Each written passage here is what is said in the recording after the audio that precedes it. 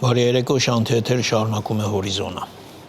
Խորհրդարանում մի քանի օր տևած քննարկումներից հետո հաստատվել է 2024 թվականի պետական բյուջեի կատարողականի մասին հաշվետվությունը, մինչև քվեարկությունը եզրափակիչ ելույթով հանդես է եկել վարչապետ Նիկոլ Փաշինյանը։ Նիկոլ Փաշինյանը համարում է, որ 2022 թվականի հոկտեմբերի 6-ին ճանաչելով Հայաստանի տարածքային ամբողջականությունը ֆորպոստի վարչապետի կարգավիճակից հստակ անցում է կատարել Հայաստանի Հանրապետության լիարժեք վարչապետի պաշտոնին։ Դա հաշվի առնելով կառավարության ղեկավարը խորհրդարանական ամբիոնից եւս մեկ անգամ հայտարարում է, որպես պետություն այսօր ավելի անկախ ենք, քան երբևէ, ավելի ինքնիշխան ենք, քան երբևէ, ավելի պետություն ենք, քան երբևէ։ Ամենակարևորը, սակայն ըստ Փաշինյանի, ի վերջո այն հարցի պատասխանը տալն է, թե արդյոք իշխանությունը իրագործեց ապագա կա ապագա կարգախոսը։ Այո, մենք այդ խնդիրը լուծել ենք, որովհետև այն, ինչ մենք այսօր հանրությանը ներկայացնում ենք, որպես իրական Հայաստանի գաղափարախոսություն, դա ապագայի հստակ գծագրված նախագիծ է, եւ այդ նախագծի գոյությունն է երաշխիքը այն բանի, որ կա ապագա եւ այդ ապագան ունի շատ կոնկրետ պարամետրեր եւ այդ պարամետրերից կարեւորագույնը սեփական միջավայրում հարևանների հետ կարգավորված հարաբերություններ ունենալն է, լիարժեք եւ ամբողջական հարևանների տարածքային միջազգայինորեն ճանաչված տարածքների ամբողջականությունը ճանաչելը եւ դրանով սեփական տարածքային ամբողջականությունը, ինքնիշխանությունը եւ անկախությունը ճանաչելը։ Վերջին տարիների պատմությունն ըստ Նիկոլ Փաշինյանի հաջողության պատմություն է, որքան էլ ըստ նրա հակառակն են փորձում ներկայացնել։ Վարչապետը նկատում է, շատ են խոսում նաև այն մասին, որ կորցրել ենք Լեռնային Ղարաբաղը։ Նիկոլ Փաշինյանն այս հարցի մասին ասում է երկար է մտածել եւ հանգել է այն եզրակացությանը, որ ոչ թե կորցրել ենք Լեռնային Ղարաբաղը, այլ գտել ենք Հայաստանի Հանրապետությունը։ Լեռնային Ղարաբաղի հարցը որպես ինչպես ընդդիմության գործընկերներն էին ձևակերպում, որպես թոք օգտագործվել է, որ Հայաստանի Հանրապետությունը չգտնվի, Հայաստանի Հանրապետությունը որպես անկախ եւ ինքնիշխան պետություն չկայանա եւ Հայաստանի Հանրապետությունը կայանում է եւ Հայաստանի Հանրապետության ապագայի նկատմամբ ես եւ մենք բոլորս առնվազն ես, որովհետեւ բոլորի հետ չեմ խոսել, դրա համար իմ անունի այս թեմայով շատ մանրամասն չեմ խոսել, ավելի լավատես եմ, քան երբևէ։ Հայաստանի Հանրապետությունը միջազգային իրադրություններին, տարածաշրջանային հնարավոր խնդիրներին երբեք այնքան պատրաստված չի եղել, որքան այսօր, վստահեցնում է Նիկոլ Փաշինյանը։ Դրա ամենակարևոր արտահայտությունն ըստ նրա այն արտաքին հարաբերություններն են, որոնք ունի Հայաստանն այսօր։ Այո, խաղաղության գործընթացի դինամիկան է Ադրբեջանի հետ, այո, Թուրքիայի հետ ակտիվ երկխոսության գործընթացն է, այո, տարբեր ուղղություններով մեր հարաբերությունների եւ մեր վիճակի կարգավորումը եւ մեր միջազգային հեղինակության աներկբա եւ աննախադեպ բարձրացումը։ Վարչապետն այս ամբիոնից եւս մեկ անգամ անդրադառնում է պնդումներին, թե իշխանությունը պայքարում է եկեղեցու դեմ։ Նիկոլ Փաշինյանի խոսքով իրենք կանգնել են եկեղեցու սրբության սրբոցը նվիրապետությունը պաշտպանելու դիրքերում։ Կառավարության ղեկավարը հիշատակում է Աշտիշատի ժողովի մասին, որտեղ սահմանվել է, որ եկեղեցու վերնախավը պետք է լինի կուսակրոն, որովհետև Փաշինյանի խոսքով եկեղեցու ամենանվիրված եւ հավատարիմ ծառաները պետք է մոռանան անձնական կյանքի մասին, որ եկեղեցու ունեցվածքի նկատմամբ ուղղակի կամ անուղղակի ժառանգական իրավունքներ չծագեն, որովհետև ամենայն հայոց կաթողիկոսը հայ առաքելական եկեղեցու գույքի տերն է երկրի վրա։ Պատկերը սակայն ըստ Փաշինյանի այսօր լրիվ այլ է։ Մոմի գործի բանը հազար ներողություն ես բառիս համար, մոմի գործի նայողը կաթողիկոսի աղբոր տղան է։ Կաթողիկոսի չէ, Կտրիչ Ներսիսյանի։ Ամենամեծ թեմի առաջնորդը Կտրիչ Ներսիսյանի եղբայրն է։ Այն մյուս թեմի առաջնորդը իր քրոջ որդին է։ Եվ այլն եւ այսպես շարունակ։ Հայ առաքելական եկեղեցին բռնազավթված է մի կլանի կողմից։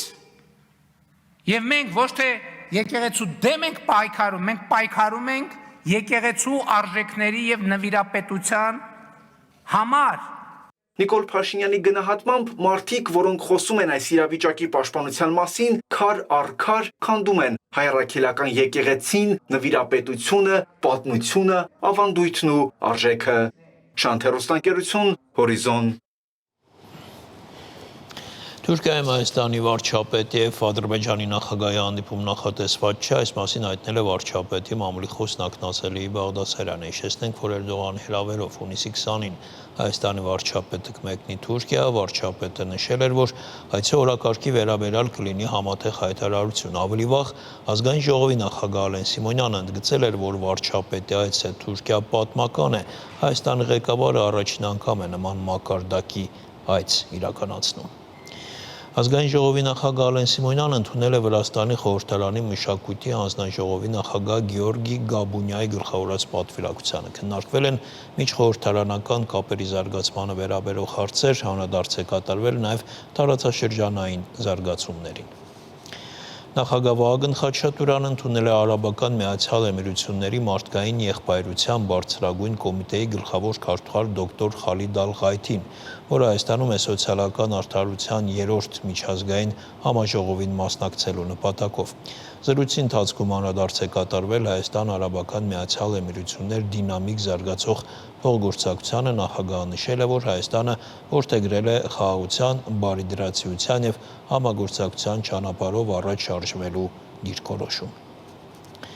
Հայաստանի վարչապետի աշխատակազմի հանրային կապերի եւ տեղեկատվության կենտրոնի նախաձեռնությամբ Դիլիջանում կայացել է Հայաստան-Վրաստան ռազմավարական գործընկերություն դեպի համագործակցության նոր հորիզոններ խորագրով երկրորդ համաժողովը։ Միջոցառմանը մասնակցել են հայ եւ վրացի փորձագետներ, լրատվամիջոցների ներկայացուցիչներ, վերլուծական կենտրոնների հետազոտողներ։ Մասնակիցների ելույթները հիմնականում վերաբերել են նոր աշխարհաքաղաքական իրողությունների եւ տարածաշրջանային համագործակցության թեմաներին, հայ-վրացական հարաբերությունների ռազմավարական օրակարգի ձևավորմանը։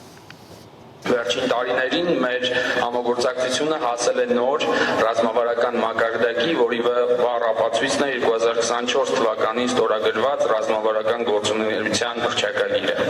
Այս փաստաթուղթը կարևոր երաշխիք է մեր ժողովուրդների փոխվստահության եւ հարգանքի համար։ Հայաստան-Վրաստան ռազմավարական գործունեության հիմքում շարունակական քաղաքական երկխոսությունն է, տարածաշրջանային կայունությանն ու համատեղ զարգացմանը նվիրվածությունը։ Մեր համատեղ օրակարգի առանցքային ուղղությունը տնտեսական կապերի ամրապնդումն է նաև։ Առևտրի, տրանսպորտի, էներգետիկայի եւ տուրիզմի ոլորտներում նոր ծրագրերի իրականացումը մեր երկրների համար ստեղծում է զարգացման նոր հնարավորություններ, հենվելով աշխարհագրական հարևանության եւ փոխլրացման ներուժի վրա։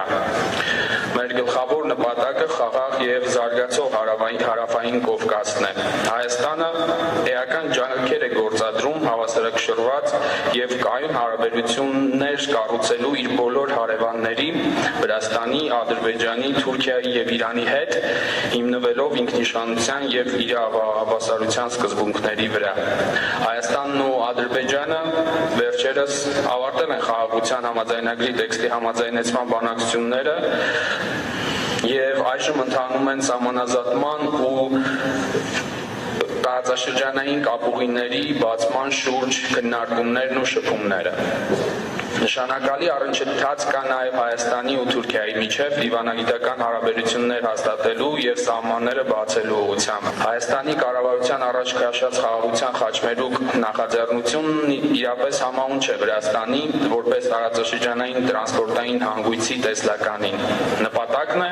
Կովկասն ու հարևան տարածաշրջանները կապել ժամանակակից ենթակառուցվածքներով եւ կապերով, ինչն էլ կբացի նոր հնարավորություններ մեր երկրների համար։ Ուզում եմ ընդգծել կարևոր մի հանգամանք. Վրաստանը Հայաստանի դարպասն է դեպի Եվրոպա եւ Ռուսաստան։ Մենք առանձնակի կարևորություն ենք տալիս Հայաստանի ապրանքների եւ ուղևորների անխափան ելքին միջազգային շուկաներ հենց Վրաստանի միջոցով։ Սա մեր ռազմավարական առաջնահերթություններից է, որի համար անհրաժեշտ է համատեղ եւ համակարգված քայլեր իրականացնել։ Հեռախոսազրույց են ունեցել Ռուսաստանի արտաքին գործերի նախարար Լավրովը, Ադրբեջանի արտգործնախարար Բայրամովը։ Ռուս դիվանագետը շնորհակալություն հայտնել ադրբեջանցի գործընկերներին Ռուսաստանի քաղաքացիներին Ադրբեջանի տարածքով Իրանից տարհանելու հարցում օգնելու համար։ Արտաքին քաղաքական գերատեսչությունների ղեկավարները քննարկել են նաև երկկողմ եւ միջազգային օրակարգի հարցեր, այդ թվում իրավիճակը Մերձավոր Հարավելքում եւ Հարավային Կովկասի տարածաշրջանում։ Միջազգային մյուս լուրերը տեսաշարով։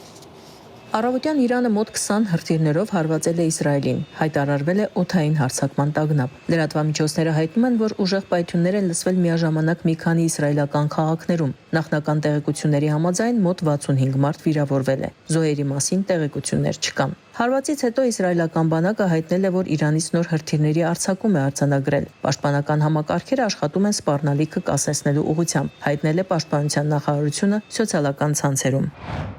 Իր հերթին իսրայելական պաշտպանության բանակը հարվածներ է հասցրել Իրանի 3 քաղաքներում գտնվող միջուկային օբյեկտներին, հաղորդել են տեղական լրատվամիջոցները եւ իսրայելական բանակը։ Առաջին հարվածը հասցվել է երկրի կենտրոնական մասում գտնվող Արաք քաղաքի թիրախներին։ Այնտեղ կա միջուկային համալիր, այդ թվում ծանր ջրի գործարան։ Իսրայելը պնդում է, որ հարվածել է չգործող միջուկային ռեակտորի։ Հարձակման է ենթարկվել նաեւ Խոնդաբայի ծանր ջրի ռեակտորի տարածքը։ ԻՐԻԲ-ի տվյալներով օբյեկտի վրա ընկել է 2 հրթիռ, եւս մի քանի հրթիռ ոչնչացվել է հոբ համակարգերի կողմից։ Կառույցի աշխատակիցներին նախապես տարհանել են, արտահոսքի սպառնալիք չկա։ Ավելի վաղ Իսրայելի պաշտպանության բանակը նաև հայտարարել էր, որ հարված է հասցրել Նաթանզի օբյեկտին, որտեղ ենթադրաբար աշխատանքներ են տարվում միջուկային զենքի մշակման ուղղությամբ։ Իրանի ատոմային էներգիայի կազմակերպությունը հաստատել է հարվածների մասին լուրերը եւ տեղեկացրել ատոմային էներգիայի միջազգային գործակալությանը։ ԱՄՆ նախագահ Դոնալդ Թրամփը 3 Սպիտակ տան դիմաց լրագրողների հետ ունեցած ճեպազրույցում հրաժարվել է հստակ ասել, թե արդյոք որոշում է կայացրել Իսրայելի օդային գործողություններին միանալու վերաբերյալ։ Կարող է անեմ, կարող է չանեմ, այսինքն ոչ ոք չգիտի, ես ինչ եմ պատրաստվում անել, ասել է նա։ Ավելի ուշ Թրամփը հայտնել է, որ իրանական պաշտոնյաները ցանկացել են Վաշինգտոն գնալ բանակցությունների համար եւ հավելել. մենք կարող ենք դա անել, բայց հիմա արդեն մի քիչ ուշ է դրա համար։ Իրանը գրեթե ամբողջությամբ անջատված է ինտերնետից, հայտնել է NetBlocks կազմակերպությունը, որը վերահսկում է ինտերնետային կապերը եւ կիբերանվտանգությունը ամբողջ համաշխարհային ցանցում։ Տվյալները ցույց են տալիս, որ Իրանը համացանցից անջատված է եղել ավելի քան 12 ժամ։ Իրանի իշխանությունները անջատել են ինտերնետը ամբողջ երկրում կանխելու համար ցանցի օգտագործումը Իսրայելի կողմից, հաղորդել է NetBlocks-ը։ Իրանի եւ Ռուսաստանի ռազմավարական գործընկերության համաձայնագրում պաշտպանության ոլորտի հետ կապված որևէ դրույթ չկա։ Հայտարարել է Ռուսաստանի Դաշնության նախագահը, պատասխանելով Թեհրանին հնարավոր ռազմական աջակցություն ցուցաբերելու վերաբերյալ հարցին։ Մեր իրանցի բարեկամներն անգամ չեն էլ խնդրում մեզ նման բան, այսպիսով փաստացի քննարկելու բան չկա։ Մի ժամանակ մենք առաջարկել ենք մեր իրանցի բարեկամներին համագործակցել հակաօդային պաշտպանության համակարգերի ոլորտում, սակայն մեր գործընկերներն այդ ժամանակ մեծ հետաքրքրություն չեն ցուցաբերել, եւ այդքանով էլ ավարտվեց քննարկումները։ Հարցին, թե ինչպես կարձագանքի, եթե Իսրայելը եւ ԱՄՆ սպանեն Իրանի գերագույն առաջնորդ Այաթոլլա Ալի Խամենեին, Պուտինը պատասխանել է, թե չի ուզում անգամ քննարկել այդ հնարավորությունը։ Ռուսաստանի նախագահ Վլադիմիր Պուտինը հայտարարել է, որ պատրաստ է հանդիպել Ուկրաինայի նախագահ Վլադիմիր Զելենսկիի հետ, սակայն պարզ չէ, թե ով կստորագրի փաստաթղթերը։ Այս մասին Պուտինը հայտարարել է միջազգային լրատվական գործակալությունների ղեկավարների հետ հանդիպման ժամանակ։ Մենք պատրաստ ենք հանդիպելու եւ իդեպ ես ասացի, որ պատրաստ եմ հանդիպել բոլորի հետ, այդ թվում Զելենսկու հետ։ Այո, հարցը դա չէ։ Եթե ուկրաինական պետությունը վստահում է ինչ-որ մեկին բանակցություններ վարել, Աստծո սիրուն, թող լինի Զելենսկին, բայց հարցը դա չէ։ Պուտինը կրկին անդրադարձել է Կիևի ներկայիս իշխանությունների լեգիտիմության հարցին, նշելով, որ լուրջ հարցեր լուծելու համար կարևորը քարոզչական բաղադրիչը չէ, այլ տեսականը։ Նա հիշեցրել է, որ Ուկրաինայի սահմանադրության համաձայն երկրի նախագահը ընտրվում է 5 տարով եւ նույնիսկ ռազմական դրության պայմաններում այն երկարաձգելու որևէ միջոց չկա։ Ռուսաստանի նախագահը հավելել է, որ եթե պետության առաջին դեմքը ոչ լեգիտիմ է, ապա պետության ղեկավարի կողմից նշանակված ամբողջ իշխանության համակարգը նույնպես դառնում է ոչ լեգիտիմ։ Նա եւս մեկ անգամ ընդգծել է, որ չի հրաժարվում բանակցություններից, բայց դեռ շատ աշխատանք է պետք կատարվի։ Ադրբեջանի եւ Բելարուսի ռազմաօդային ուժերի հրամանատարները բանակցություններ են վարել Բաքվում։ Նամիկ Իսլամազադեն եւ Անդրեյ Լուկյանովիչը քննարկել են բելարուսա-ադրբեջանական ռազմական համագործակցության հիմնական ուղղությունները եւ դրա զարգացման ծրագրերը։ Մինսկում տեղի ունեցել Ադրբեջանի եւ Բելարուսի պաշտպանության նախարարությունների ղեկավարների հանդիպումը։ Զաքիր Հասանովը եւ Վիկտոր Քրենինը քննարկել են տարածաշրջանային անվտանգության հարցեր, ռազմական համագործակցության զարգացման հեռանկարներ եւ այլն։ Ալլա Ղալաչյան, Հորիզոն։ Այս կանը կհանդիպենք ժամը 22-ին։